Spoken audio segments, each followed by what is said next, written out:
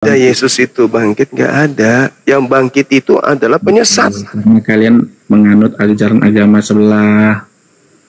Jadi Bukan, kalian saudara, astagfirullahaladzim.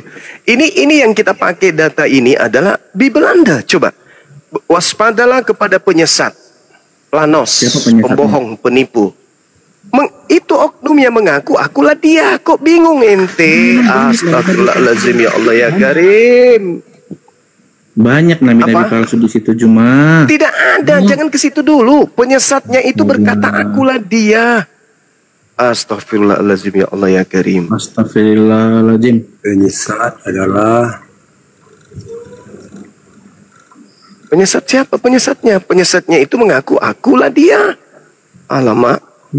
Anda baca di dalam kitab saudara Lukas 21. Waspadalah kepada penyesat yang datang kepadamu dengan berkata akulah dia. Penyesatnya berkata, penyesat Yesus yang berkata begitu kepada murid-muridnya.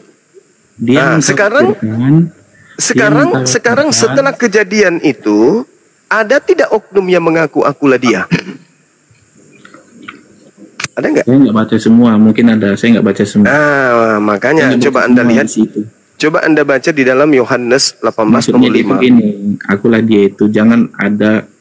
Nggak bisa. Jangan kau tafsirkan, nggak bagus. Jangan kau tafsirkan bebas, nggak bagus itu.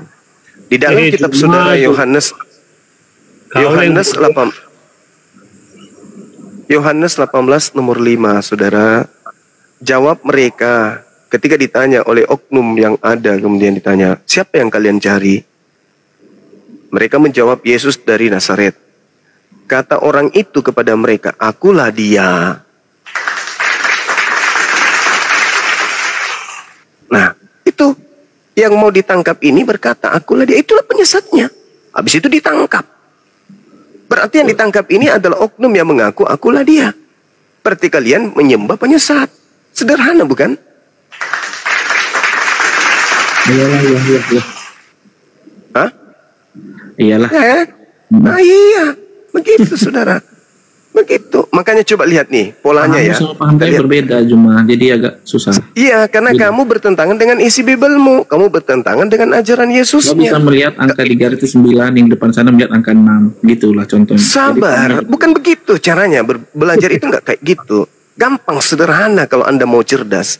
Yesus berkata nih, waspadalah kepada penyesat yang datang kepadamu dengan memakai namaku, berkata, akulah dia. Jangan kamu mengikuti mereka. Itu nasihat Yesus. Tapi, Anda malah mengikuti oknum yang mengatakan, akulah dia. Karena Anda anti terhadap Yesus. Anti terhadap Kristus. Makanya, coba lihat.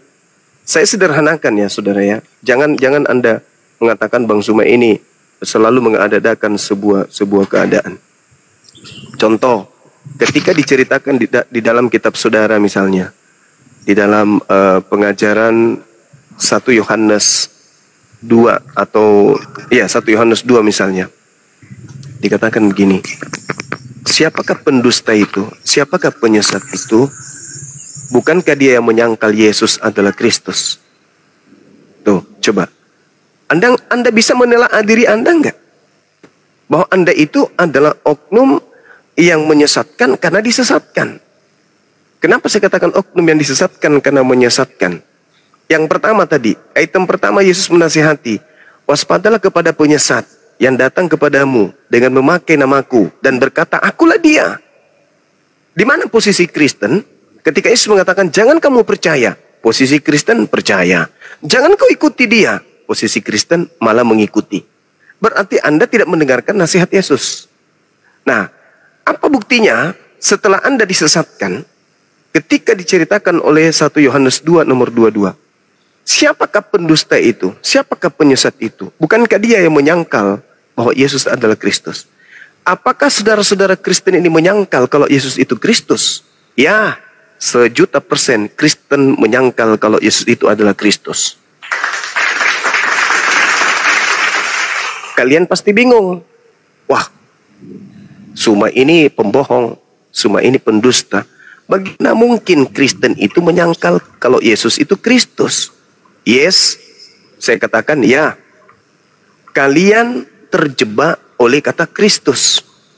Kalian percaya bahwa Yesus itu adalah Kristus, tapi prakteknya kalian tidak percaya. Apa buktinya? Kalian menuhankan. Jadi mulut saudara mengatakan Yesus itu adalah Kristus, tapi prakteknya menolak.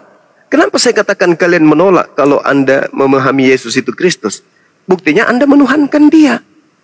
Sedangkan Kristus itu artinya manusia yang diurapi Tuhan. Kalau Anda menerima Yesus sebagai manusia yang diurapi Tuhan, mustahil kalian menuhankan Yesus. Kenapa? Karena kalian telah menerima Yesus ini sebagai manusia yang diurapi oleh Tuhannya. Maka mustahil kalian menuhankan manusia yang diurapi oleh Tuhan.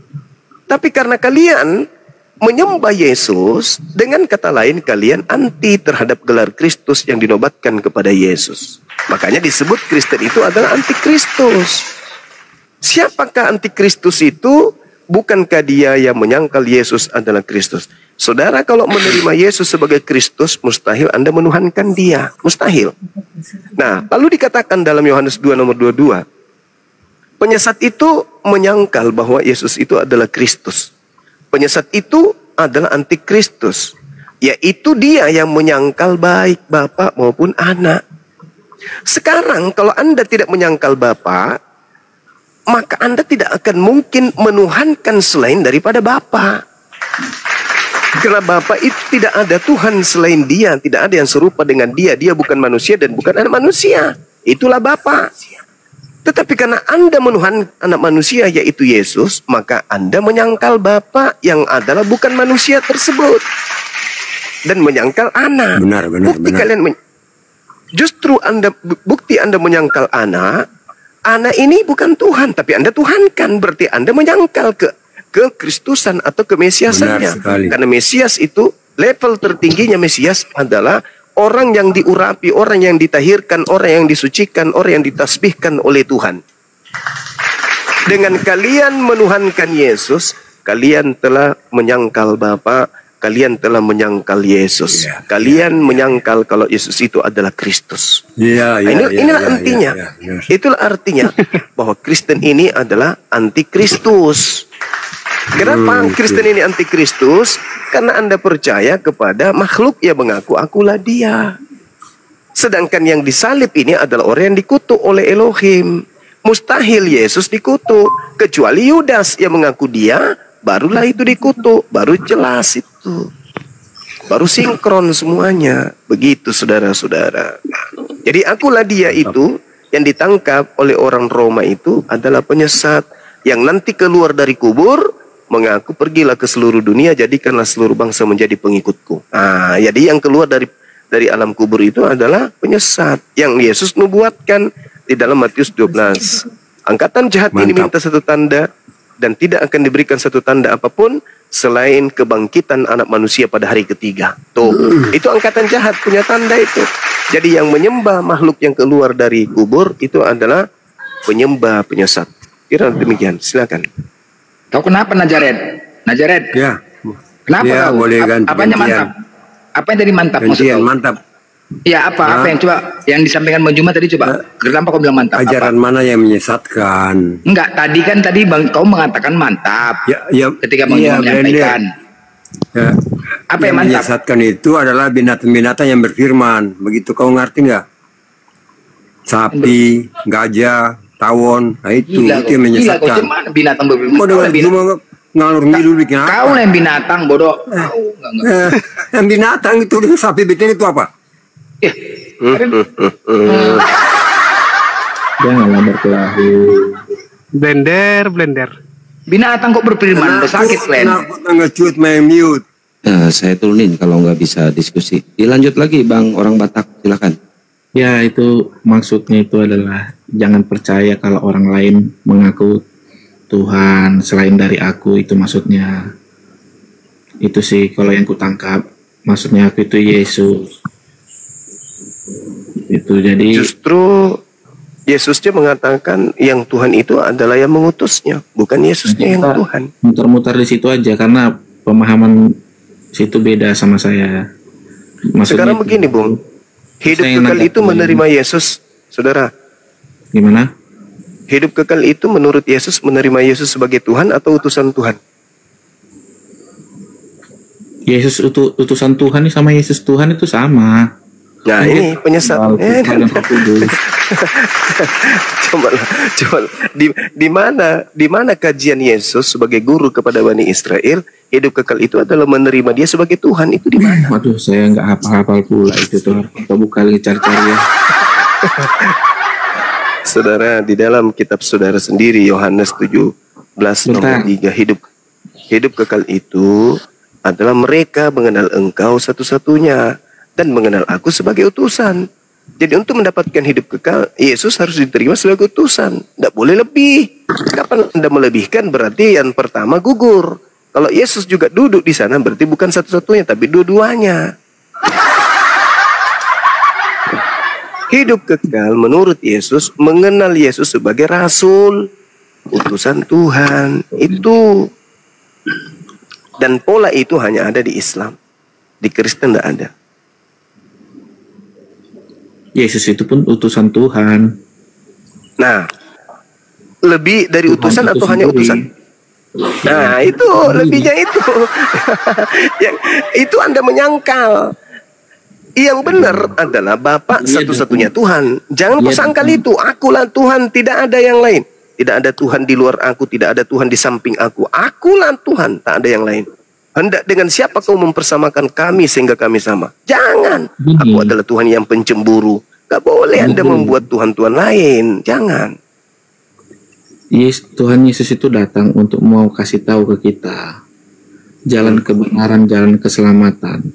Karena Kepada Yahudi kok kepada kita, inilah kalian. Yesus datang mengajar Yahudi, bukan mengajar kita. Bisa Alamak, ngomong nggak susahnya. saya? Setiap Anda melontarkan kata pasti salah. Yesus itu mengajar kepada Bani Israel, bukan kepada kita. Alamak. Adapun cerita-cerita itu muncul di kita karena ada wartawan yang mencatat, mengumpulkan cerita-cerita, kisah-kisah peristiwa yang diceritakan, kemudian disampulkanlah buku itu dengan nama mereka. Seperti Lukas, Markus, Matius, disampaikanlah kepada orang Roma, sampai ke Indonesia. Itu bukan firman Tuhan, dan itu bukan sabda Yesus. Itu buku yang murni wartawan tulis berdasarkan hasil penyelidikan. Jadi wartawannya ini menemukan berita bahwa Yesus berkata kepada muridnya, bukan berkata kepada kita. Ayolah luruskan, ayo kembali ke pabrik. Kembali ke pabrik semula. Jangan Anda mau kepada Yesus itu Tuhan. Karena di perjalanan itu dia pernah menyembuhkan orang sakit, orang buta bisa melihat, orang mati dihidupkan. Lah itulah Tuhan. Alamak. Itu toh. Saudara, Yesus bersaksi. Bahas itu. Yesus Kalian pernah tahu bersaksi. nggak Yesus pernah menyembuhkan? Tahu. Bersaksi. Yesus bersaksi. Yesus bersaksi. Apa kesaksian Yesus? Dia Di dalam Yohanes 5 nomor 36 Anda baca, saudara. Apa kata Yesus di sana? Kenapa? Yohanes 5 nomor 36. Yohanes 5 nomor 36. Dia nggak ada kepala ini, jangan cepet-cepet banget ya. Kepalanya nggak ada. Kau gila kau, masa manusia bisa ngomong gak ada kepala? Maksudnya tidak ada akal. Gila kau itu. Masa orang gak ada kepala bisa ngomong? Kan gila kau itu. Oh ya, akal nggak ada, akal. Sorry, akal nggak ada. Bodoh kali kau. Ya akal nggak ada, kepala ada, akal nggak ada. Gimana, Bang Cuma? Yohanes 5 5 ya? nomor 36. Oke, tetapi aku mempunyai suatu kesaksian yang lebih penting daripada kesaksian Yohanes, Bahwa yaitu segala pekerjaan yang diserahkan Bapa kepadaku supaya aku melaksanakannya. Udah? Pekerjaan itu juga kukerjakan sekarang, dan itulah yang memberikan kesaksian tentang aku, bahwa Bapa yang mengutus aku. Sudah. Itu. Jadi pekerjaan yang dilakukan Yesus, pekerjaan itu justru bersaksi kalau dia utusan Tuhan. Anda mengatakan mujizat, membangkitkan. Nah, dia Tuhan atau utusan Tuhan? Dia Tuhan dan utusan Tuhan. Kan ada tunggal tadinya. Aduh, parah. Ini jadi bahan bola kalian selalu. Cobalah kesaksian Yesus pun Anda bantah. Kesaksian Yesus saja Anda bantah. Dia itu Tuhan dan utusan juga. Astagfirullahaladzim ya Allah. Kesaksian Yesus pun Anda bantah. Astagfirullahaladzim ya Allah ya Karim. Anggap orang. Yesus bersaksi bahwa segala pekerjaan yang diserahkan Bapa kepadanya, pekerjaan itu yang bersaksi kalau dia adalah utusan Bapa. Justru kau anggap dia Bapa. Kan lucu ente ini. Makanya aku bilang di awal, Kristen itu anti Yesus, anti Kristus. Terbukti kan? Kesaksian Yesus aja Anda anti terhadap kesaksian Yesus. Padahal Yesus bersaksi loh. Ada kesaksianku yang lebih penting dari kesaksian Yohanes Pembaptis. Bahwa seluruh pekerjaan yang kukerjakan, pekerjaan itulah yang bersaksi tentang aku. Bahwa Bapa lah yang telah mengutus aku. Kesaksian Yesus bahwa Yesus adalah utusan Bapa atau Bapa itu sendiri. Dia manusia, ya. Manusia biasa. Nah itu mulai pakai jurus gereja. Aduh, parah. Dia kan manusia biasa. Kan yang segala mukjizatnya itu bersaksi kalau dia adalah utusan Tuhan atau Tuhan. Dia di dunia itu manusia, tapi ya mulai jurus gereja lagi dipakainya. Aduh, kenapa pakai jurus Krishna? Enggak ada. Yesus mengatakan itu. Tolong tunjukkan di mana Yesus mengatakan itu. Enggak ada. Menceritakan apa? Menceritakan kalau dia di dunia manusia, nanti di atas sana bukan manusia. Ada aja. Manusia di dunia. Lah. Di mana Yesus mengatakan kalau dia di dunia adalah manusia, di luar sana dia adalah Tuhan? Di mana Yesus katakan itu? Dia kan lahir dari Bunda akan Maria. Pergi ke rumah Bapak. Wih. Aku akan pergi ke rumah Bapak. Ke rumah Tuhan dia pergi. Astagfirullahaladzim ya Allah ya Karim. Kapan saudara sehat ini? Gimana? Anda anti Kristus. Kenapa Anda anti Kristus? Karena Anda lebih percaya kepada penyesat daripada Yesus itu sendiri. Kan tadi Yesus mengatakan waspadalah kepada penyesat yang berkata akulah dia. Anda percaya kepada akulah dia. Enggak mungkin mengajar kebaikan, lebih saja. Astagfirullahaladzim. Saudara, kalau dia hanya mengajarkan penyesatan mulu, bagaimana orang mau percaya kalau dia adalah penyesat? Penyesatan itu mana kebaikannya? Coba tunjukkan kepada saya. Kebaikan apa yang Anda maksud? Kita itu kalau punya musuh, ya kita harus kasihi, nggak kayak kalian. Astagfirullahaladzim ya Allah ya Karim. Kalian Yesusnya mengatakan, saudara. Yesus dengar. Yesusnya mengatakan, jika ada seseorang, makanya itu di Timur Tengah itu ya siap-siap urusannya itu. Mulai. Yesus berkata, kalau ada yang mau jadi pengikutku tapi dia tidak membenci ayahnya, ibunya, saudaranya, anaknya, bahkan dirinya sendiri, dia tidak bisa jadi pengikutku. Kasihi musuh itu cuman simbol.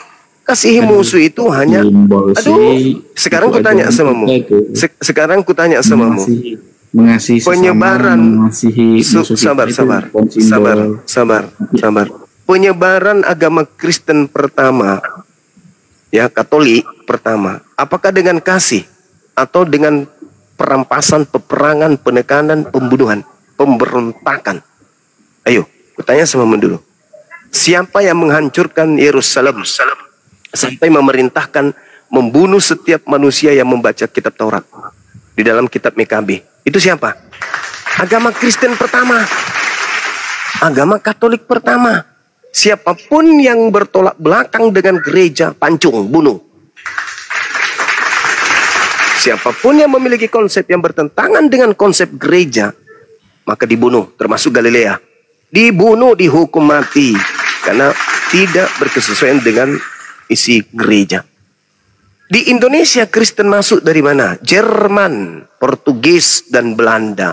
3 negara ini dikenal sebagai negara penjajah. Mana kasihnya?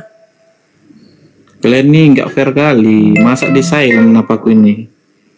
Ya coba Kristen masuk ke Indonesia, tunjukkan kapan itu masuk dan siapa yang membawa Kristen masuk ke Indonesia, dengan cara apa Kristen masuk ke Indonesia. Waduh, kita ini udah bahas sejarah ini sekarang. Oh iya, kan Anda mengatakan Kristen itu agama kasih. Kenapa Anda mengatakan Kristen agama kasih? Karena Indonesia sudah merdeka. Berani nggak saudara keluar-keluar pada masa penjajahan dengan mengatakan Kristen agama kasih? Berani nggak? Ya, ajaran kami mau ngajarin kasih. Nenekmu kiper, kasih mayat, iya. Kasih buat anak orang menjadi anak yatim piatu, iya. Kasih wanita menjadi janda, iya. Itu agama kalian. Pada saat Indonesia belum merdeka, tidak ada ruang bernapas yang diberikan kepada pribumi dari agama dari Belanda yang beragama Kristen. Sekarang ente enak mengatakan kami yang kasih dari Hong Kong. Ajaran kami ajaran kasih, nggak memerangi. Nenekmu kiper. Siapa yang ingin kau perangi sekarang? Sedangkan majikan kalian kami ratakan dengan tanah, apalagi kalau cuma kalian. Siapa? Di mana sejarahnya agama Kristen itu menyebar ke dunia dengan damai? Di mana? Tunjukkan. Hah? Bagaimana Kristen pertama kali di Roma menyebar? Kasih yang mana yang kasih? Masuk ke Indonesia melalui penjajahan. Anda baca Ulangan 20 nomor 10. Itu pola yang dipakai oleh Kristen sedunia.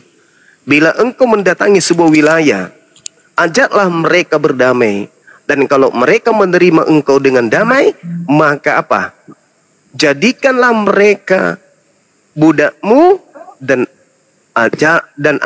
perintahkanlah mereka bekerja rodi untukmu. Namun apabila sabar dulu saudara. Namun apabila mereka tidak mau menerima perdamaian, tidak mau jadi budakmu, tidak mau kerja rodi untukmu, apa yang dikatakan di sana di atas selanjutnya? Bunuhlah semua laki-laki yang ada di dalamnya. Itu perintah yang digunakan kemudian oleh penjajah menyebarkan agama Kristen. Itu fakta saudara, itu fakta, itu real. Jadi maksud kami itu dulu apa di Indonesia ini semua Islam gitu, terus penjajah masuk, itu maksudmu kan? Tidak seluruhnya Islam yang memperjuangkan kemerdekaan, tapi seluruh penjajah adalah non-Islam. Jadi maksudmu pahlawan kita nggak ada yang Kristen gitu? Pahlawan kita ada yang Kristen, tapi seluruh penjajah itu. Kenapa bilang penjajah masuk ke Indonesia, ujungnya di sini Islam? Saudara, dengarkan saya. Ketika kemudian penjajah ini datang ke Nusantara, dia mengajarkan agama Kristen. Oke? Adapun Kristen yang ikut berjuang, itu karena mereka adalah pemimpin. Pemimpin dari sebuah suku, pemimpin dari sebuah wilayah. Dia ikut berjuang bukan karena agama. Kalaupun ada yang berjuang melawan penjajah, berarti dia sudah melanggar Bible. Dia tidak memperhatikan kasih. Berarti pahlawan yang beragama Kristen itu jauh dari Bible. Kalau mereka rangkulan dengan Bible, maka mereka akan menjilat para penjajah. Itu harus kau sadari itu. Kasihilah musuhmu. Penjajah adalah musuh. Apa amanat Bible? Kasihi. Apa maksudnya kasihi? Apa yang dibutuhkan oleh penjajah? Rumah tinggal, serahkan rumahmu. Harta untuk dia makan, kasih berasmu. Apalagi dia mau butuh rumah ibadah, bikinkan rumah ibadah penjajah itu. Itu yang diamanatkan oleh Bible. Dan satu hal yang perlu kamu pahami, tidak mungkin orang yang melawan Belanda itu kemudian satu rumah ibadah dengan penjajah. Itu nggak mungkin, itu mustahil. Tidak mungkin. Artinya bahwa yang menjajah ini menjalankan kemudian amanat dalam Bible, yang kau katakan sebagai pahlawan dari agama Kristen tidak menjalankan Bible. Itu akurat itu. Sedangkan umat Islam itu agama yang didirikan dari pondasi jihad. Siapa yang mengambil hak orang, siapa yang mengganggu orang lain, siapa yang kemudian memerangi, maka Islam harus tampil sebagai agama jihad. Itu fakta itu, Bung. Kalau di Kristen kan kasihi musuhmu. Jadi kalau misalnya datang penjajah nih masuk ke Indonesia, apa yang saudara lakukan? Apa yang gereja lakukan? Ya memfasilitasi. Bisa jadi penjajah ketika datang ke Indonesia ini, gereja adalah tempat markas mereka. Oh iya, ketika penjajah masuk ke Indonesia, mau masuk ke masjid, tidak mungkin. Masuklah di masjid, kau dikunyah sama umat Islam. Tapi kalau penjajah masuk ke Indonesia, mereka akan berlindung di gereja-gereja. Kenapa? Karena agama Kristen itu adalah mengasihi musuhnya, merangkul musuh. Setelah mereka rangkulan, apa yang mereka lakukan? Mengkhianatinya atau membantunya? Ya membantu musuh, itu udah pasti tuh. Di situ kuncinya. Makanya orang-orang yang Kristen hari ini itu terindikasi kuat keturunan para pengkhianat Nusantara yang berkongsi dan bersekutu dengan penjajah. Siapa lagi? Coba pikirkan, dari mana Anda sampai Anda bisa beragama penjajah? Ayo. Tidak mungkin kakek Anda itu melawan penjajah pada saat itu. Sehingga anak-anaknya, anak-anakku, mari kita pindah ke agama musuh kita, yuk. Mari kita pindah ke agama yang telah membunuh kita. Tidak mungkin. Kalian, kakek kalian, nenek kalian bisa jadi adalah ya tangan kanan penjajah. Sehingga keturunannya pun ikut merasakan masakan yang enak. Namanya rujak. Mantap sekali. Begitu saudara ya. Itu fakta, itu real, itu sejarah. Tidak mungkin pahlawan itu berperang dengan musuh. Dan satu keyakinan, satu akidah. Itu nggak mungkin. Artinya ketika kalian berperang melawan musuh dan kalian hari Minggu satu gereja, nggak mungkin. Kita ini dulu ya, damai dulu untuk sementara ya. Kita kemudian masuk karena ini hari Minggu, peperangan dihentikan. Masuklah kalian menyanyi dalam sama-sama. Malam kudus, sunyi sepi. Tuhan Yesus makan ikan goreng. Ibadah hari Minggu selesai. Apa yang kalian lakukan? Salaman, cipika-cipiki? Karena kalian adalah musuhan? Tidak mungkin. Begitu keluar dari gereja 5 langkah berhadapan, saling membelakangi. 1, 2, 3. Langkah kelima saling menghadap dan menembak. Itu nggak mungkin terjadi, nggak mungkin.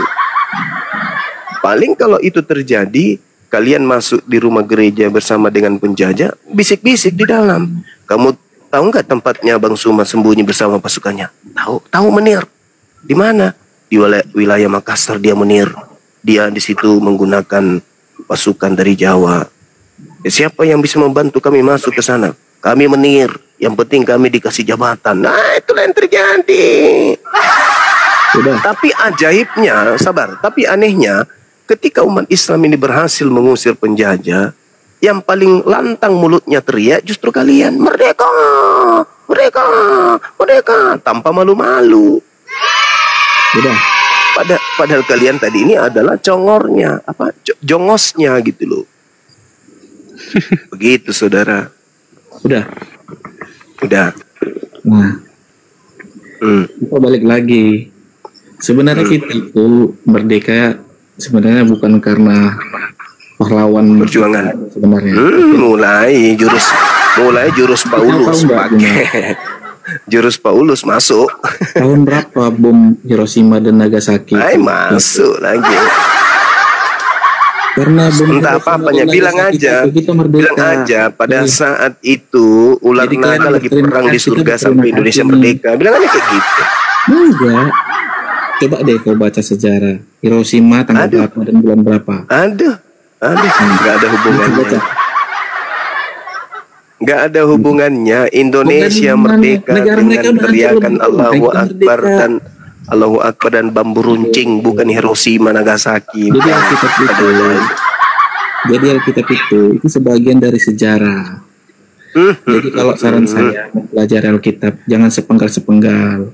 Oh tidak, justru karena saya paham, saya isi kandungan Bible itu saya paham. Tidak ada di Bible itu yang saya nggak paham. Nggak bisa kau paham itu cuma. Kau Saya bukan paham, ajaranmu itu. saudara. Enggak ajaranmu itu, kau Enggak. nggak bisa paham. Sebagaimana sekedar seorang membaca. sebagaimana sekedar seorang membaca. pengacara, sebagaimana seorang pengacara lebih paham materi daripada si pemilik. Nggak Anda bisa yang cuma. punya Tetap Bible kau itu, hanya tapi sekedar saya membaca. lebih paham daripada Bible itu. Itu bukan ajaranmu, jadi kau nggak akan nanggap. Masalahnya justru karena itu, karena bukan ajaran saya, maka saya harus berhati-hati. Karena ini ajaran Anda, ini ajaran orang, maka saya harus menelaahnya berdasarkan dengan akal dan ilmu. Waduh. Berbeda dengan ente, karena ente hanya sekedar percaya saja, yakini saja. Ya, inilah yang terjadi. Akal itu masih terukur cuma. Nah, terus maksud Anda Bible itu tidak masuk akal? Nggak semua ajaran itu bisa masuk akalmu. Oh, Apalagi ajaran yang bukan ajaranmu. nah itu sudah betul itu. Itu sudah betul, karena memang ajaran agamamu tidak masuk akal. Karena nggak Itu betul ajaranmu. Nggak ajaranmu. Bukan karena bukan ajaran, karena memang tidak masuk akal. Nggak ajaranmu. Dan kau nggak ada mempelajari itu Bukan sama karena bukan orang-orang kami. ajaranku, tapi karena tidak masuk akal. Ya nggak masuk akal. Susah memang kau menjelaskan, karena kau Siapa bukan gurumu? menjelaskan. Dasar Masa kamu- pijakan menjelaskan itu adalah paham. Sementara kalian tidak Masa paham bagaimana Anda bisa mau menjelaskan. mempelajari Alkitab itu dari Ustaz? Nggak mungkin. Loh, bagaimana ceritanya? Rumus makanya rumus bilang itu fisika, ajaranmu. saudara. Rumus Nggak mungkin rumus kau fisika belajar itu. Nggak mungkin kau Saudara, belajar itu rumus sama Ustaz fisika, untuk mempelajari buku-buku Bible. matematika, buku kimia, itu bukan buku Nggak. kita. Tapi kita Jangan paham kau isinya. samakan. Dan kita pelajari. Apa bedanya dengan Bible? Ya buktinya penjajah aja kau sangkut podcast sama agama. Oh pasti. Oh yang enggak. Pergilah ke seluruh dunia. Jadikanlah seluruh bangsa menjadi pengikutku. Bagaimana caranya orang mau jadi pengikutmu? Hah? Bagaimana caranya orang mau jadi pengikutmu? Ya Ya dijajah. kasih ajaran-ajaran dia. Bukan menjajah. Bagaimana ceritanya? Di mana? Di mana? Di mana? Kami mau Kristen menyebarkan bisa? isi Bible, Di bukan mau mana? dijajah. Di mana Kristen diajarkan dengan lemah lembut? Di mana? Tunjukkan kepada saya. Beritahulah semua isi Bible. Sekarang begini, Injil. semua yang lain diam. Anda lakukan penginjilan kepada kami. Coba ajarkan kami dengan lemah lembut untuk supaya kami menjadi Kristen. Coba, silakan. Saya mau dengar. Apa yang Anda lakukan pertama kali? Kalau kalian menolak, menangkal, ya nggak akan mau. Ya udah, Sekarang, nggak mau. sekarang coba Anda lakukan praktek penginjilan kepada kami dengan lemah lembut. Coba 1, 2, 3, silakan. Lemah lembut cemana? Nah itu nggak bisa. Nggak Sedangkan bisa kau aja Kristen nih- itu diajarkan sedangkan dengan kau lemah aja udah lembut. Nggak menangkal bisa, cuma. nggak bisa. Kristen nggak bisa diajarkan dengan lemah lembut. Kristen harus diajarkan dengan penekanan, perampasan, peperangan. Itu. Oh iya, coba. Saya ulang lagi. Saya ulang lagi. Coba kamu tunjukkan. Kau praktekkan langsung di sini ya. Kami adalah orang-orang yang jadi sasaran penginjilan. Amanat yang ada dalam kitabmu, beritakanlah Injil kepada seluruh makhluk. Ajarlah mereka, baptislah mereka. Hadismu dulu, Nah, sekarang Aku baca dulu hadismu dulu, dikatakan, jadikanlah seluruh bangsa menjadi pengikutku. Sekarang coba kau tunjukkan cara kamu melakukan penginjilan kepada kami. Bagaimana cara Anda menjadikan kami sebagai pengikut Kristus? Coba, 1, Iman di 2, dulu. 3. Saya mau dengar. 1, 2, 3. Silakan. Imani dulu. Jangan kepercayaan tunggu kami. Alkitab. Kita bahas dulu hadis Alkitabmu dulu, Al-Quran dulu kita bahas dulu. Hadis Tidak dulu kita bahas dulu. tidak ada jadikan seluruh bangsa menjadi pengikutku dengan menggunakan hadits, menggunakan Bible. Nggak ada. Kau nggak percaya lagi dengan Nggak ada hadis cuma. penjajah itu merebut. Silakan keagamaan, kemudian nggak ada kamu cuma. lakukan Penjajah itu merebut wilayah. jadikan kami Ini sebagai kok pengikut keroyokan Kristus. satu-satu dong. Masa tiga-tiganya ngomong keroyokan kalian? Kita selidiki dulu hadismu dulu. Satu, Benar enggak ajaranmu? Benar enggak ajaranmu? Silakan kamu lakukan penginjilan. Ngapain kau bahas hadis? Hadis tidak diperintahkan kemudian untuk Kau bahas mengislamkan kitab orang. orang cuma. Tidak ada, hei Kita bahas saudara. kitabmu dulu. Kita bahas kitabmu Tidak ada dulu. perintah di dalam Islam untuk mengislamkan orang lain. Tidak ada. Hanya di agamamu perintahnya Baca dulu di untuk Tirmidzi 2531 mengkristenkan orang lain. itu. Baca Tidak dulu. perlu kau bahas itu, karena Kau tidak baca ada dulu, perintah untuk jangan mengislamkan ente. Jangan kau Kan dikeluarin, simpan di kan? sini. Enggak. Kalau Tidak nggak tertib ada. saya turunin. Tidak ada Kenapa perintah baru di tadi itu? Islam untuk turunin mengislamkan karena orang takut di luar dia. Islam. Ya, Itu takut enggak kali ada. lah kalian. Yang ada di dalam takut. yang ada di dalam Kan agamamu sudah. itulah yang harus Hampir- mengkristenkan orang. Nah, sekarang hampir coba kalian dapat. kristenkan saya dengan lemah lembut. Silakan. Silakan. Anda kristenkan saya dengan lemah lembut. Silakan. 1, 2, 3. Silakan. Nggak bisa kami mengkristenkan kau, cuma Ya, ikuti nggak dulu, bisa, memang. Masuk dulu kau kami Memang ajaran nggak kami. bisa. Memang Masuk dulu ke tidak ajaran bisa kami. kalian mengkristenkan kami kecuali dengan satu catatan. Kalian miskinkan kami dulu. Setelah kalian miskinkan kami, kalian datang menawarkan makanan. Kalian datang menawarkan logikamu dulu cuma. kesehatan. Kau diam dulu Kalian cuma. datang menawarkan beasiswa. Dengan terpaksa barulah kami bisa jadi Kristen. Kau diam dulu cuma. Tidak bisa. Kamu Kau apa? minta kau dikristenkan kan? Iya, silakan, silakan. Ya silakan kau masuk dulu ke ajaran kami. Baru Ya, kau nggak bisa bisa. diajari. Nggak bisa kan? Nggak bisa. Pahamnya Jadi Juma nggak satu-satunya masuk. jalan, Kalau dia pintar pasti satu-satunya masuk dia. jalan untuk mengkristenkan Congor, orang di luar congor. Kristen Juma, adalah Juma. penjajahan. Buat orang itu lapar, buat orang itu miskin, buat orang itu tidak memiliki fasilitas. Habis itu datang dengan sentuhan misionaris, tawarkan obat, tawarkan makanan, tawarkan tempat tinggal. Baru orang itu bisa jadi Kristen. Alah Juma. Kau cuma ngomong Itu kuat-kuat fakta, gitu. itu real. Sekarang coba Anda kristenkan saya dengan lemah lembut. Silakan. Ya udah datang kau ke gereja biar dikristenkan. Oh, enggak bisa begitu. Kau minta Itu tidak akan dikristenkan. pernah berhasil. Itu tidak akan pernah berhasil. Anda tidak akan Ngapain pernah kau minta mengkristenkan Kristen? satu manusia pun.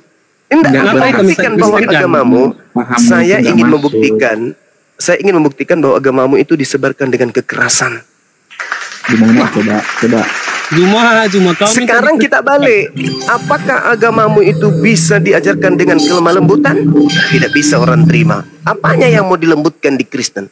Saudara-saudaraku, ya paman penginjil, aduh. marilah kita menyembah kepada manusia yang bernama Yesus yang pernah netek kepada ibunya. Lihat Ada orang penonton mau? ini Juma. Ada. Lihat penonton ini. Ada orang mau. 7.600 Saudara. orang. Saudaraku, ada orang mau? Marilah kita menyembah kepada anak Maria yang datang ke nggak bakal bumi. masuk karena kau nggak percaya itu. Nggak akan masuk kau omongan itu. Nete kepada Masuk. seorang Itu wanita nggak bernama ajaranmu, Maria. Juma. Nah, sekarang nggak pertanyaan ajaranmu, jadi saya, nggak akan masuk. bisa tidak ajaran seperti itu diajarkan kepada orang lain untuk orang lain itu masuk ke Kristen? Tidak bisa. Ngapain Tidak kau bisa. minta agama Kristen? Saya kau kan dikristenkan? tadi mengatakan agamamu itu disebarkan dengan kekerasan, dengan peperangan. Tadi kan udah aku bilang samamu. Tetapi Gimana itu bisa dengan saya cara ajaran agama itu? peperangan, memerangi, Gimana? melakukan penekanan, penindasan, memberikan bantuan Gimana? setelah orang itu kelaparan, memberikan tumpangan setelah itu kehilangan rumah dibom, memberikan kemudian kesehatan Halo. setelah orang itu patah-patah kena bom, barulah Bisa mereka ngomong itu nggak bisa dulu? kalian kristenkan. Kalau dengan cara damai seperti ini Anda datang menjual Yesus, Pih. Tapi kalau Islam, Juma. tapi kalau Islam diajarkan dengan lemah lembut, wahai saudaraku, marilah kita menuju Bakarlah menyembah gereja. kepada Tuhan Wahai saudaraku, yang bakarlah maha gereja. besar, yang maha Bakarlah besar, semua- yang maha kuasa, yang tidak beranak dan tidak Bakarlah semua diperangi, rumah-rumah ibadah. yang tidak memiliki kelemahan, yang maha suci, yang maha tinggi, yang maha kuasa. Allah. Nah, itu baru masuk logika. Pencipta diperangi. langit dan bumi itu adalah satu. Kalau Kristen Bakarlah datang, semua pencipta gereja. langit dan bumi itu Iya kan? adalah tiga. Siapa yang mau terima? Ya itu ajaran kalian. Nggak ada yang bisa terima itu, nggak ada. Nggak ada yang bisa terima. Kali Agama Kristen itu kalau disebarkan dengan kelemah lembutan, nggak ada yang bisa terima. Jadi lelucon Kristen itu. Saudara, ya marilah kita menuju kepada Kristen. Mau ngapain di sana? Menyembah kepada manusia yang pernah mati dikutuk oleh Tuhannya Yahudi. Bah, siapa yang mau? Nggak ada yang mau. Nggak ada yang mau. Tapi kalau Islam, marilah kita menyembah kepada Tuhan yang datang kepada melalui para nabi yang mengajarkan kemudian Taurat kepada Nabi Musa, mengajarkan Injil kepada Nabi Isa, yang mengajarkan manusia untuk hidup berdamai, untuk hidup tentram dengan menjaga diperangi. hubungan kepada Allah, Tak ada perintah memerangi di Al-Quran. Saya kan udah bilang sama, tolong tunjukkan ajaran di Islam untuk memerangi itu di mana tertulis dalilnya. Di mana dalilnya tertulis memerangi dalam Islam dan Al-Quran? Tunjukkan dalilnya. 2531 cuma. Itu berbicara Termiji asbabul wurud. 2531 baca. Itu asbabul wurudnya adalah Baca masa dulu, ketika baca. peperangan terjadi, ketika orang-orang Yahudi dan ketika orang-orang Nasrani kemudian melanggar perjanjian kesepakatan damai. Jangan kau ngaco di sini. Jangan kau ngaco. Ayo kita bahas Quran Bu, kita bahas dulu apamu dulu, ajaran ayo kita bahas. Silakan Anda tunjukkan. Tadi Silakan. Termiji Iya, silakan. Yang lain diam. Ini kan Yang lain diam, silakan. Yang lain diam. keroyokan. Silakan. Buka Termiji 2531. Bang Andi, saya mau asar dulu, Bang Andi. Iya. Kenapa Silakan. ini kalian main Silakan, keroyokan? silakan. Kenapa? Satu-satu. Namanya penjajah Bang Handi, maklumi aja. Main keroyokan lu. Kalian suka buka Termiji 2531. Silakan. Kenapa kau nyuruh-nyuruh buka? Kau yang buka. Silakan. Kubacakan Anda ya tunjukkan. hadismu ya. Ya. Rasulullah SAW bersabda, saya nyebut itu aja sudah error. memerangi manusia hingga mereka mengucapkan tidak ada Tuhan. Acing. Gila yang Allahu baca-baca. Akbar. Banyuma Allah, sendiri. Masya Allah. Kalian bertiga main keroyokan. Bagaimana kalau di kok Kristen kami nggak mau bahas. satu-satu lah.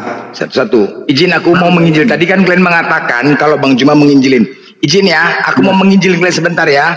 Nah, Yesus mengatakan, Yohanes 12:49, Bapa Allah yang mengutus aku. Matius 15:24, aku diutus hanya kepada umat Israel. Yohanes 17:3, Yesus yang telah engkau utus. Matius 10:40, Dia Allah yang mengutus aku. Matius 23:10, hanya satu pemimpinmu yaitu Mesias. Markus 6:46, Yesus berkata bahwa dirinya seorang nabi. Lukas 4:14, Dia Allah yang mengutus aku. Lukas 4:24, Yesus berkata bahwa dirinya seorang nabi. Lukas 4:43, untuk itulah aku diutus. Lukas 7:16, Yesus memberkatakan orang yang mengatakan dirinya hanya nabi. Lukas 7:39, Yesus diam saja ketika orang menyebut dirinya seorang nabi. Lukas 9:48, Dia Allah yang mengutus aku. Lukas 10:16, Dia Allah yang mengutus aku. Yohanes 4:34, Dia Allah yang mengutus aku. Yohanes 4:4, Yesus bersaksi bahwa dirinya hanya seorang nabi. Ini baru muridnya. Apa kalian itu? Hei, Oten. Kalian yang mau diinjil ini sekarang karena kalian nggak paham, makanya mau dibenarkan kalian. Hei, suruh pendeta kalian kemari, jangan kalian bodoh-bodoh kali. Bising kali kalian, congor kalian. Mau lagi kalian ayatnya? Sekarang di mana Yesus mengatakan Tuhan? Mau lagi ayatnya? Yohanes 4:19, Yesus membenarkan wanita yang menyebut dirinya seorang nabi. Yohanes 6:38, Dia Allah yang mengutus aku. Yohanes 6:39, Dia Allah yang mengutus aku. Yohanes 6:57, Bapa Allah yang mengutus aku. Yohanes 7:16, Dia Allah yang mengutus aku. Yohanes 7:33, Dia Allah yang mengutus aku. Yohanes 8:29, Dia Allah yang mengutus aku. Yohanes 8:18, Bapa Allah yang mengutus aku. Yohanes 9:4, Dia Allah yang mengutus aku. Yohanes 11:42, Engkaulah Allah yang mengutus aku. Mana sekarang Yesus mengatakan Tuhan? Ya anak SD ngapal kali-kali. Bising kali kalian. Dia Sekarang kalau kalian nggak paham kita diluruskan. Sekarang teman-teman orang Batak dulu yang ngomong. Silakan diluruskan perkataan Yesus mengatakan Yesus utusan Tuhan. Silakan orang Batak dulu, silakan. Bising kali orang. Oke. Bentar ya. Ya. Ini blender ini kayak menghafal kali-kali. Ya anak langsung SD. aja langsung aja. Nggak usah langsung ke orangnya. Jujur aja kalau saya tidak paham, bukan tidak paham ya, nggak hafal gitu. Oke, nggak hafal, diam, standby. Frans, bisa membantah Yesus adalah utusan Tuhan? Silakan. Nggak bisa juga, Kalau selesai. membantah saya nggak bisa. Hah? Kenapa? Kalau membantah saya nggak bisa. Nggak bisa, standby. Nah, Oke, Bang Juma bisa menjelaskan Yesus utusan Tuhan apa Tuhan? Cek. Ya, silakan. Suara saya kedengaran nggak? Kedengeran. Kedudukan Yesus tertinggi adalah Rasul utusan Tuhan. Jadi ketika dia datang ke tengah-tengah Bani Israel, Yesusnya mengajarkan mereka untuk menyembah kepada hakikat pencipta yang diperkenalkan dia sebagai utusan Tuhan kepada Bani Israel. Hidup kekal yang Yesus berikan, kunci keselamatan yang Yesus berikan kepada Bani Israel, yaitu mengenal dua. Yang pertama mengenal hakikat pencipta sebagai satu-satunya Tuhan. Yang kedua, mengenal Yesus sebagai utusan Tuhan. Jadi, La ilaha illa huwa wa Yesus Rasulullah. Yohanes 17 nomor 3. Hidup kekal adalah mengenal Bapa satu-satunya Tuhan dan mengenal Yesus sebagai utusan Tuhan. Di luar dari konsep itu, neraka. Nah, Kristen ini siapa? Muncul belakangan setelah konsep ini diajarkan oleh Yesus. Yesus mengatakan kepada murid-muridnya di dalam Yohanes 18 nomor 7, segala firman yang engkau berikan telah aku berikan kepada mereka, telah aku sampaikan, dan mereka telah menerimanya. Apa yang terjadi setelah murid-muridnya menerima segala ajaran dari Yesus? Apa yang murid-muridnya kemudian praktekkan? Apa yang kemudian murid-muridnya imani terhadap Yesus? Yesus ini Tuhan atau utusan Tuhan? Kata Yesus, segala firman yang kau berikan telah aku berikan kepada mereka, dan setelah mereka menerimanya, mereka semuanya percaya bahwa engkaulah yang telah mengutus aku. Jadi murid-murid Yesus percaya setelah menerima segala firman bahwa Yesus itu gurunya adalah utusan Tuhan, bukan Tuhan itu sendiri. Makanya Yesus mengatakan, aku dan muridku menyembah kepada Tuhan yang benar. Kalian menyembah kepada Tuhan yang tidak kalian kenal. Kami menyembah kepada Tuhan yang kami kenal. Yohanes 2 itu ya. Yohanes 2 nomor 22. Seperti itu, saudara. Jadi Yesusnya ini dikenal sebagai utusan Tuhan. Barang siapa yang ingin selamat, kuncinya satu. Apa itu? Mengenal Yesus anak Maria sebagai rasul, utusan Tuhan bagi Bani Israel. Titik. Mantap. Ntar dulu orang Batak. Ntar dulu. Lanjut. Nah sekarang Bang Juma udah menjelaskan pakai Bible Yesus utusan Tuhan Bani Israel. Orang Batak sekarang pakai data di Bible menjelaskan pada kami Yesus Tuhan. Silakan. Enggak ada itu. Coba tuh dia nemu data baru Bang Juma. Silakan. Iya, data dari Paulus pasti. Dari Yesus enggak ada. Bahwasanya Yesus Tuhan itu ada di Tritunggal. Aku bilang kan. Kan udah gue bilang mereka ini anti ketawa dulu, nggak ada yang lucu kok ketawa. Anti Yesus mereka ini, anti Yesus. Bukan, itulah kalian. Tritunggal itu 3 pribadi. Allah Bapa, dan Roh Kudus. Masolan generasi. Masuk yang baru, alamajang, woi. Biarin. Kalau orang Batak izin Bang. Banyak kali lawanku di sini. Hormatilah dirimu, diskusi aja pakai data. Di mana tertulis Yesus Tuhan? Silakan. Dengar dulu ya. Juma tadi panjang lebar sampai berapa menit ku dengar kan kok kalian aku sekali ngomong. Iya silakan. Kepanasan semua kalian ini. Jadi kalian harus tahu bahwasanya itu Tritunggal itu ada. Arti Yesus itu adalah Tuhan itu ada di maksud dari Tritunggal. Tritunggal itu ya, tertulis di mana itu Bang? Pribadi. Tertulis di mana? Dengar dulu. Nanti kami minta data Bang, tertulis di mana? Bentar, nanti dikasih ayatnya, tenang dulu. Kasih dulu baru nerangin. Jangan nerangin dulu baru nggak ngasih. Dengar dulu. Anda jangan kayak jual obat, janjiin penonton ada ular, giliran obatnya laku, ular jangan hilang. Nah itu. Ini. Ya silakan.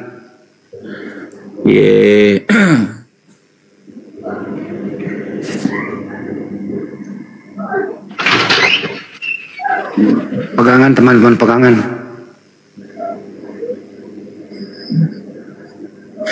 Di Yohanes berapa ya? Yohanes berapa ya? Jangan potong-potong dulu. 13. Yohanes 8 ayat 58. Oh. Sebelum Abraham ada aku sudah. Yohanes 8 ayat 58. Aku berkata kepadamu sesungguhnya sebelum Abraham jadi aku telah ada. Itulah Tuhan ya. Menunjukkan esensi Yesus sebelum penciptaan. Itulah dari sifat ilahi. Sudah itu satu. Terus di Yohanes 10:30 aku dan Bapa adalah satu. Pertanyaan ini menunjukkan kesatuan Yesus dengan Allah Bapa dalam sifat ilahi. Makanya nanti tadi aku bilang ada di pengertian di Tritunggal.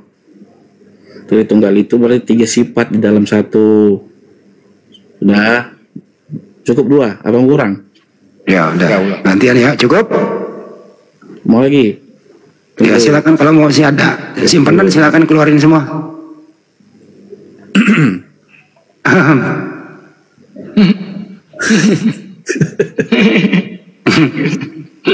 Yohanes 5:58, Yohanes 10:30, ada lagi sebelum ke Banjuma? Tunggu ya. Ya, tunggu berapa hari? 10 menit lagi. Oh ya, 2 hari. Dan lagi. Udah itu aja lah dulu ya. Ya udah dulu. Makasih, standby ya. 25. Silakan Banjuma, ditanggapi. Jangan kau bilang nggak ada ya. Jangan. Iya udah gantian ya. Biar kau ngerti. Yohanes berapa? Yohanes 5:58 sama Yohanes 10:30. Iya. Tidak ada ucapan Yesus yang bisa dicomot di Bible untuk menyatakan dirinya Tuhan. Karena Yesus sudah membatasi itu. Segala firman, berarti termasuk Yohanes 5 nomor 58. Segala firman, semuanya, semua ucapan Yesus telah Yesus sampaikan lebih dulu kepada Bani Israel, dan muridnya ketika menerima segala firman itu mendudukkan gurunya sebagai utusan Tuhan. Tapi yang lucu, di luar murid comot-comot dalil menganggap Yesus Tuhan. Kira-kira yang tahu tentang Yesus murid Yesus atau orang Kristen? Orang yang penumpang. Iya, itu makanya penumpang gelap ini menganggap Yesus itu Tuhan, memaksakan Yesus Tuhan. Kenapa? Karena mereka ini menginginkan Kristus yang datang, yang keluar dari kubur itu sebagai Tuhan. Supaya kita tertipu, seakan-akan yang mereka tuhankan itu adalah Yesus anak Maria. Maka mereka memaksakan apapun yang diucapkan Yesus. Aku dan Bapa adalah satu, akulah guru dan Tuhan. Mereka akan menggiring supaya itu seakan-akan Yesus itu mengaku Tuhan. Padahal Yesus sudah menutup semua sisi pengajarannya. Segala firman yang engkau berikan, termasuk Yohanes 13:13, Yohanes 5 nomor 58, telah kuberikan. Dan mereka telah menerimanya. Berarti sebelum Kristen menerima ucapan-ucapan Yesus, lebih dulu orang Yahudi, murid-muridnya menerima ucapan-ucapan Yesus. Apa yang diimani oleh muridnya setelah menerima ucapan-ucapan Yesus? Oh, Yesusku adalah utusan Tuhanku. Yesus berpesan, waspada kepada penyesat yang datang kepadamu dengan memakai namaku dan berkata, akulah dia. Dari mana Kristen ini berasal? Dari makhluk yang mengaku akulah dia. Inilah makanya Kristen ini berbeda dengan murid Yesus. Murid Yesus setelah menerima firman dari Yesus gurunya, seluruhnya itu mereka percaya bahwa Yesus ini betul-betul utusan Tuhan, utusan Elohim. Sedangkan orang Kristen, pengikut Paulus, yang memaksakan kemudian Tuhan mereka yang adalah Kristus yang keluar dari kubur, yang mengaku sebagai akulah dia ini, yang dikutuk di atas tiang salib ini, seakan-akan itu adalah Yesus. Sehingga mereka harus pontang-panting mencari data Yesus mengaku Tuhan. Tapi nggak bisa. Mereka semakin hari semakin nyata kesesatannya. Sebagai pengikut Kristus palsu. Sebagai pengikut penyesat yang mengaku akulah dia. Sehingga pola yang muncul di hadapan kita sekarang ini adalah saudara kita Kristen ini memaksakan makhluk kuburan yang mereka sembah ini seakan-akan adalah anak Maria. Tapi tidak bisa, karena Yesus sendiri yang membatasi diri. Aku diutus hanya kepada domba yang hilang dari umat Israel. Aku diutus, aku berdoa hanya untuk mereka Bani Israel. Waspadalah kepada oknum yang datang mengaku memakai namaku dan berkata akulah Kristus. Dia akan menyesatkan banyak orang. Jelas sekali itu polanya. Nah, di mana orang banyak ini yang disesatkan oleh Kristus makhluk kuburan ini? Ya Kristen, siapa lagi? Banyak orang yang disesatkan inilah Kristen. Siapa yang menyesatkan? Makhluk yang keluar dari kubur, yang dikutuk oleh Elohim, yang disangka Yesus padahal bukan Yesus. Makanya nanti ketika Yesus asli bertemu dengan penyembah Kristus makhluk kuburan ini ketemu, pada hari terakhir kata Yesus, banyak orang berseru kepadaku, Tuhan, Tuhan, bukankah kami tadinya bernubuat pakai namamu, tadinya mengusir setan pakai namamu juga, bermujizat pakai namamu juga. Kata Yesus, pada saat itulah aku akan berterus terang kepada Kristen, enyahlah daripada aku, kalian semua adalah pembuat kejahatan. Jadi selama ini orang Kristen bernubuat, orang Kristen bermujizat, mengusir setan, ngobatin kayak Rasul Lubis, memanggil nama Yesus. Yesus yang mana yang dia panggil? Yesus lain. Yesus penyesat. Karena Yesus yang asli tidak mengenal mereka. Ketika Yesus turun dari langit ke bumi untuk yang kedua kalinya, banyak banyak orang-orang yang mengaku pengikutnya. Ini orang mana ini? Kok aneh-aneh? Makan babi, tidak bersunat, ngaku pengikutku. Penyembah pula tuh sama aku. Siapa mereka ini? Kata Yesus, aku tidak mengenal kalian, sorry ya. Siapa kalian ini? Loh, bukannya kami menyembahmu? Bukannya kami bernubuat pakai nama? Oh sorry, aku tidak mengenal kalian. Enyahlah daripadaku, kalian semua adalah pembuat kejahatan.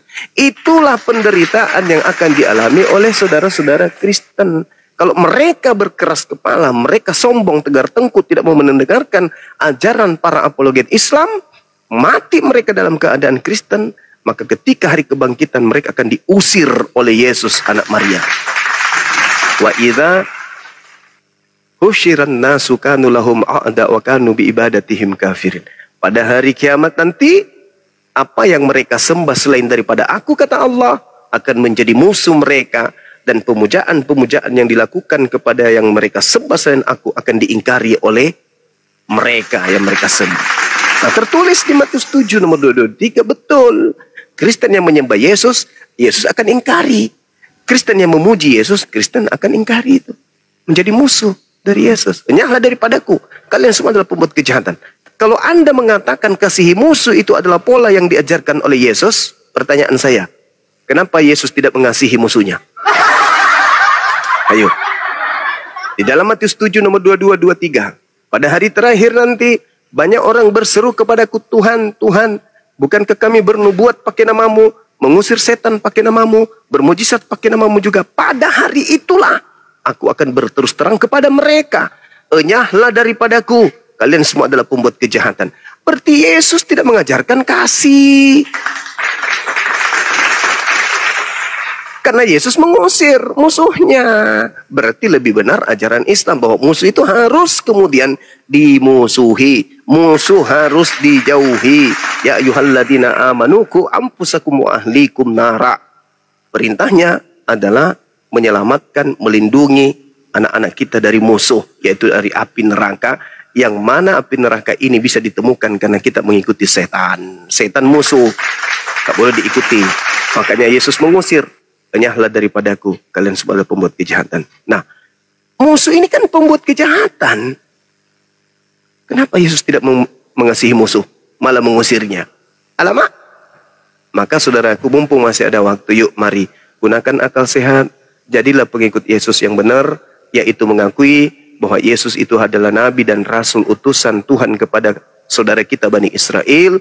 Dan setelahnya muncul Yesus-Yesus palsu yang menyesatkan manusia, yang mana manusia-manusia ini disebut Kristen kemudian. Demikian.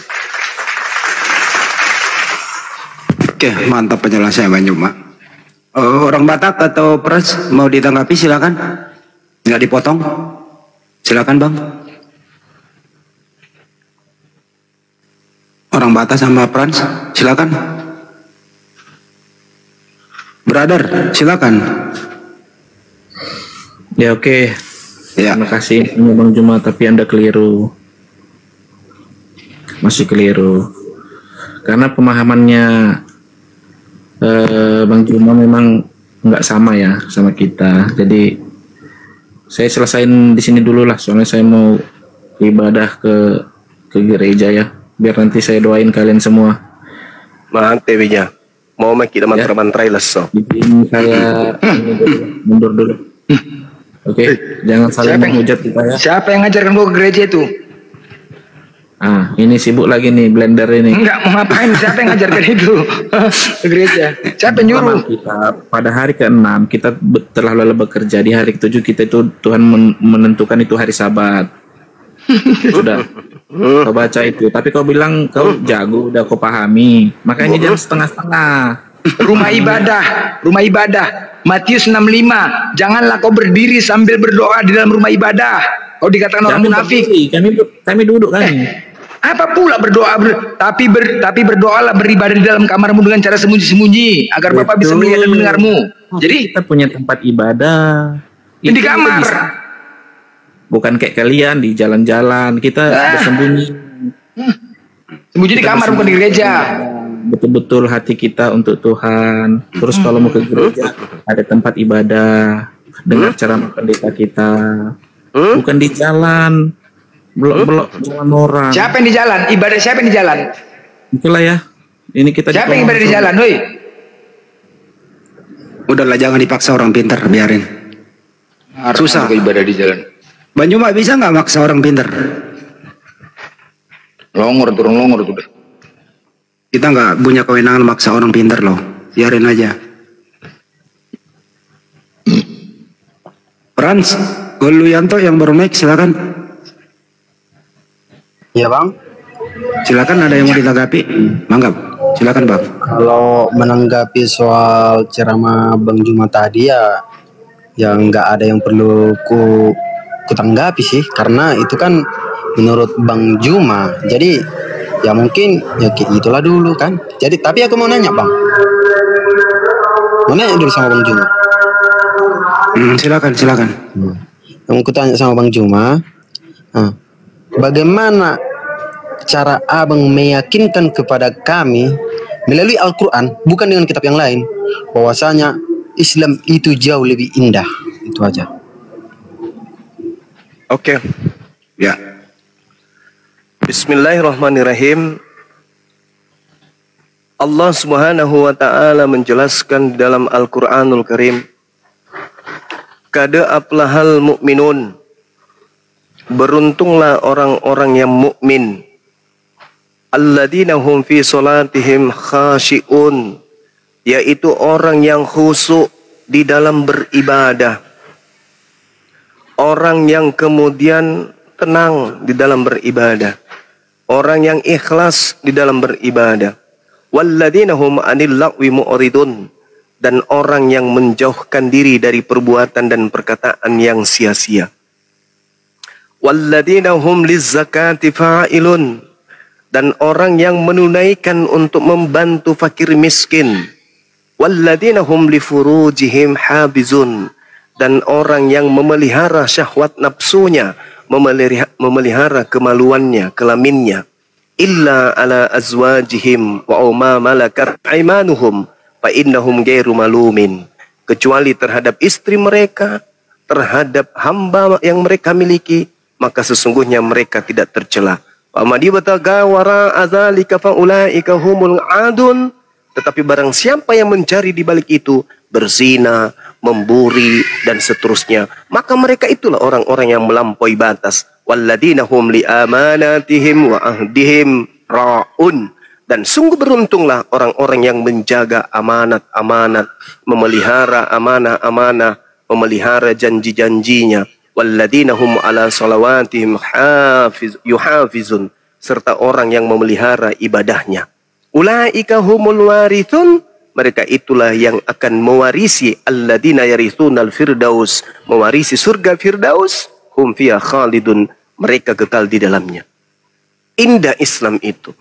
Orang yang taat beribadah dengan khusyuk, ikhlas, menjaga amanah, menjaga janji, menjaga kelamin, tidak berzina, tidak berkata yang sia-sia, menjaga amanat dan seterusnya. Tidak sia-sia apa yang mereka lakukan. Mereka mendapatkan warisan berupa surga firdaus. Di dunia mereka hidup tenang, di kehidupan berikutnya yang kekal mereka mendapatkan warisan surga firdaus. Kurang indah apa hidup umat Islam ini? Dituntun lisannya untuk menjaga yang tidak mengatakan hal-hal yang sia-sia. Kelaminnya dijaga supaya tidak berzina. Mulutnya dijaga supaya tidak melakukan hal yang fitnah, ghibah, dan seterusnya. Ibadahnya khusyuk kepada Allah, membantu orang-orang miskin, fakir miskin, janda, dan seterusnya. Lalu setelah mereka hidup dengan telaten, dengan tekun, ikhlas beribadah, menjaga hubungannya pada seluruh manusia, maka matinya diberikan janji surga Firdaus. Bang, tadi kan abang bilang berzina, membuli itu dilarang kan bang? Iya betul. Nah, berkata kasar sama terus harus memelihara fakir miskin. Itu dari yang abang sebut tadi, udah ada nggak orang Islam yang melakukan itu? Seluruhnya umat Islam melakukan hal tersebut. Jadi termasuk dengan kayak tadi kan yang ribut-ribut tadi di sini yang saling mengecoh, ini itu termasuk juga itu. Termasuk. Yang dimaksud di sini adalah orang yang tidak zolim itu tidak boleh mendapatkan perlakuan yang tidak adil. Islam itu tegas, Bung. Al-Quran mengatakan, janganlah engkau berdebat dengan ahli kitab, kecuali dengan orang-orang yang zolim di antara mereka. Jangan kau berdebat dengan ahli kitab kecuali dengan cara yang baik. Selain kepada mereka yang zolim harus baik, tapi kepada yang zolim ya harus tegas. Apa tujuannya kami tegas kepada saudara? Sama seperti gini, saudara. Ada anak kecil yang kemudian melakukan satu tindakan asusila. Anak kecil ini ketika diajarkan dalam melakukan tindakan asusila, baginya itu dia lakukan tanpa dasar pijakan ilmu. Dimaklumi, masih dilembutin. Ketika dia dewasa, kadar keilmuannya sudah ada padanya, pengetahuannya, kematangan berfikirnya sudah ada. Lalu melakukan tindakan asusila, maka umat Islam akan melakukan penegasan terhadapnya. Sama seperti negara ini, ketika ada orang melanggar hukum, maka harus ketika sebesar apapun perbuatan mereka, sebesar apa juga hukuman terhadap mereka. Nah, Islam itu begitu. Jadi dia Islam itu fleksibel. Kalau dia melakukan tindakan yang merusak akidah, yang merusak kemudian kehidupan keberagamaan, maka orang itu harus ditegasin. Harus dikerasin. Demi untuk meluruskan orang tersebut untuk tidak mengulangi perbuatannya. Bukan seketika itu menghukum, lalu menggerek dan seterusnya, enggak. Tetapi yang dilakukan umat Islam adalah untuk membuat orang tersebut menjadi lebih benar dan lebih baik. Begitu, saudara. Jadi kalau ada orang melakukan kemaksiatan, lantas Anda mengatakan, jangan Anda lakukan itu nggak bagus. Itu cara yang bagus. Lalu kemudian mereka tidak mendengarkan itu, masih juga melakukan, maka Anda harus naikkan volumenya. Jangan kau lakukan itu tidak bagus. Dia semakin rajin melakukan itu, karena itu membahayakan orang lain. Maka seibarat kanker yang ada di dalam tubuh, sebelum dia menjangkiti tubuh lainnya, maka harus dioperasi, harus dipangkas. Nah, begitulah cara kami di dalam mengajarkan Islam ini. Kepada orang yang zalim, kami harus tegas, kami harus keras kepada mereka. Berarti diperingati dulu bang ya? Silakan. Berarti apapun keadaannya, istilahnya kalau kurang cocok dalam keadaan atau situasi itu diperingati dulu bang ya? Jangan langsung dijolimi atau di apa ya? Betul sekali, betul, pintar anak ini. Lanjut. Kan perintahnya di Islam itu, ud'u ila sabili rabbika bil hikmah. Ajaklah manusia kepada jalan Tuhanmu dengan jalan yang benar. Dan perintahnya berdebatlah dengan mereka dengan cara yang baik. Begitu. Tidak melakukan kekerasan bang ya? Tidak ada Islam melakukan kekerasan kepada orang yang tidak memerangi Islam. Di mana itu terjadi? Gak pernah itu terjadi. Jadi contoh di Indonesia tragedi yang kemarin itu yang memerangi itu siapa bang? Dalam konteks contoh itu yang mematahkan salib itu, yang menurunkan itu, yang memerangi itu siapa? Nah, Itu oknum, itu melanggar itu. Saya juga mengutuk keras orang yang merusak rumah ibadah. Saya sendiri komen di situ. Ini dilarang, nggak boleh merusak. Kalau itu bukan tempat ibadah yang sah, jangan dirusak. Laporkan pada pemerintah setempat, biar pemerintah kemudian yang mengeksekusi. Tidak boleh. Rumah-rumah yang ditempati orang untuk memuji Tuhannya jangan dirusak. Sekalipun itu tidak sah, kan ada pemerintah. Nah, nanti biar pemerintah yang meratakan dengan tanah, jangan kita. Gak boleh main hakim sendiri. Saya mengutuk keras orang yang merusak tempat ibadahnya orang. Saya sebagai ketua pembina Apologet Islam Indonesia menyatakan sikap lebih awal. Saya katakan tidak boleh. Itu tempatnya orang menyembah kepada Tuhannya mereka. Hormati itu. Kalau ada yang keliru, ada yang salah, sampaikan kepada pemerintah. Sampaikan kepada pemerintah. Kalau toh pemerintah diam, datang di situ, ramaikan di sana. Tapi jangan merusak. Jangan merusak. Datang rame-rame. 1 juta orang di situ berkumpul. Ada apa? Ini Pak, kami tidak akan meninggalkan tempat ini. Kalau tempat ini tidak kemudian ditutup. Jangan rusak, nggak boleh. Apalagi lambang salib itu lambang agamanya orang, nggak boleh. Islam tidak memerintahkan kayak gitu. Nabi Muhammad saja dalam masa perang tidak boleh merusak rumah ibadah. Dalam perang loh. Apalagi dalam keadaan damai begini, kurang kerjaan. Datang rusak tempat ibadahnya orang. Itu nggak ada. Islam mana? Dalam kaidah Islam mana membolehkan itu? Tidak bisa. Makanya perintah Al-Quran, atiullaha wa atiur rasul wa ulil amri minkum. Apa maksud wa ulil amri minkum? Taatilah pemerintah yang ada di antara kalian. Maka ketika ada hal seperti itu, umat Islam sejatinya memiliki jalur hukum ke pemerintah sebagai pemimpin. Pemimpin nanti yang akan menetapkan apa yang pemerintah lakukan terhadap keadaan yang tidak seharusnya. Dia tidak ada izin, laporkan ke pemerintah. Bukankah izin-izin itu berkaitan dengan pemerintahan? Maka pemerintahlah yang memiliki tanggung jawab untuk menyelesaikan masalah itu. Nah, umat Islam tidak boleh Anda merusak meskipun itu tak ada izinnya, tidak bisa. Kenapa? Karena tempat itu nanti setelah tidak mereka jadikan, saudara kita Kristen tidak jadikan sebagai rumah ibadah, kan bisa rumah tinggal. Betapa banyak saudara-saudara kita yang bisa tinggal di situ, bisa bernaung di sana. Kenapa harus dirusak? Apa salah bangunan itu? Kan nggak ada. Yang keliru adalah orang-orangnya. Laporkan. Jangan kau rusak rumah ibadahnya orang, nggak boleh.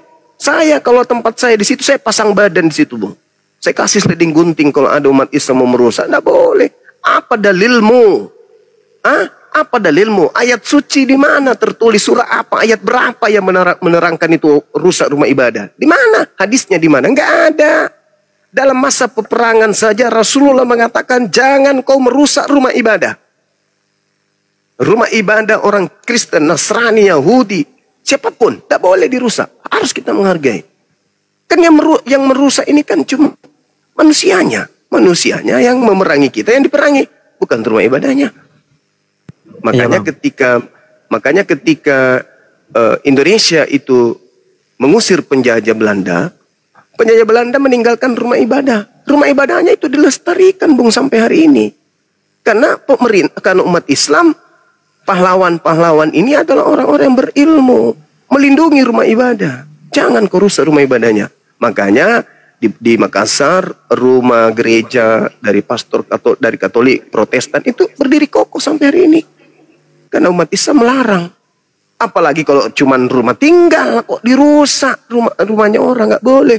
Ada lambang salib, ya biarkan orangnya yang turunkan.